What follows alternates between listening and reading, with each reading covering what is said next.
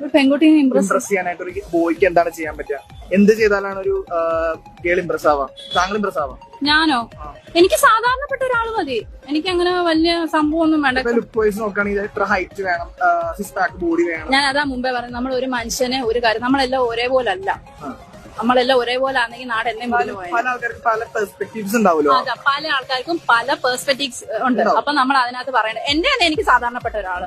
ഇപ്പൊ ഇന്ന ജോലി വേണം, അതായത് ഗവൺമെന്റ് ജോലി മസ്റ്റ് ആയിട്ട് വേണം, ഇത്ര ലക്ഷറിയസ് ആയിട്ട് ഇന്ന എല്ലാ ജോലിക്കും അതിന്റേതായ മാന്യതയുണ്ട്. നമ്മളിപ്പോ പറയുന്നത് ബാത്റൂം കഴുകുന്ന ജോലി അവരുണ്ടെങ്കിലേ അത് വൃത്തിയായിട്ട് കിടക്കത്തുള്ളൂ. അല്ലാതെ അത് വൃത്തിയായിട്ട് കിടക്കും. നമ്മളിപ്പോ എവിടെയെങ്കിലും ഒരു പബ്ലിക് ടോയ്ലറ്റിൽ കയറിട്ട് നമ്മൾ കഴുകുമോ?